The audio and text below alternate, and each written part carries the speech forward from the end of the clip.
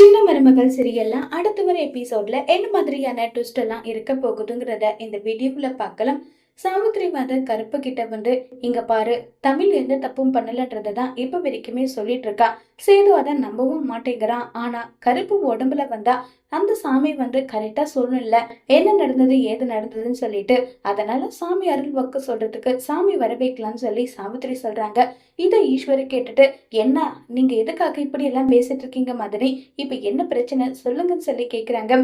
உடனே அதுக்கு சாவித்ரி, ஏன் உங்களுக்கு என்ன பிரச்சனை, யாரும் மடியில கனம் இருக்கவுக்கு தான் குத்துது குடையுதுன்னு சொல்லி அவஸ்தைப்படுவாங்க.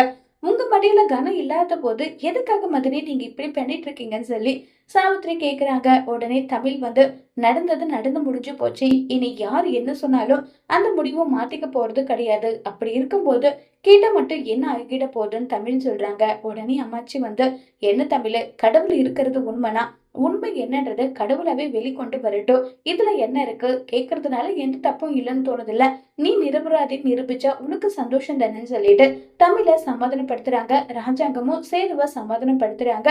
ஒரு வழியா இப்ப சாமி அருள் வாக்கு வருது. ஐஸ்வர்யா ஒரு பக்கம் பதட்டத்தோட இருக்காங்க, சித்ராவும் அதே மாதிரி பதட்டத்தோட, ஈஸ்வரி 3 பேருமே பதட்டத்தோட தான் இருக்காங்க. இப்ப கருப்பசாமி வந்ததும் உண்மை சொல்லாதவங்க ரத்தம் கக்கி சாகுவாங்கன்ற மாதிரி கருப்புவாவே சாமி வராமையே எல்லா உண்மையும் வாங்கணுன்றதுக்காக கருப்பு டிராமா பண்ணிட்டு இருக்காங்க.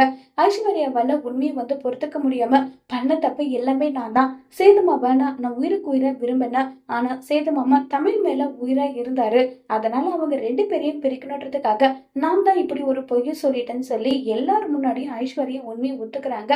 இதை கேட்டதும் ஈஸ்வரி பயத்துல ஏதோ சொல்லிட்டு இருக்கா போல. ஏ ஐஷோ அமைதி இரண்டாங்க. இல்ல ஆண்டி, அங்க பாத்தீங்களா, உண்மையை சொல்லலைன்னா ரத்தம் கக்கி சாவாங்கன்னு சொல்றாங்க. எனக்கு பயமா இருக்கு ஆண்டி, என்னால உண்மையை மறைக்க முடியாது, அதனாலதான் ஆண்டி நான் உண்மையை சொல்லிட்டேன், சேது மாம்சி என்னை கண்டிப்பா புரிஞ்சு என்னை ஏற்றுப்பாருன்னு சொல்லி அவ்வளவு வருத்தமா ஐஸ்வர்யா எல்லா உண்மையுமே சொல்லிடுறாங்க. இதை கேட்ட சேதுக்கு என்ன பண்றதுன்னே புரியாம ரொம்பவே வருத்தத்துல இருக்காங்க. இப்போ சேதுக்கு எல்லா உண்மையுமே தெரிஞ்சிருச்சு. இனி சேது என்ன முடிவு எடுக்க போறாங்கிறத வரப்போற எபிசோட்ல வெயிட் பண்ணி பார்க்கலாம். தேங்க்யூ.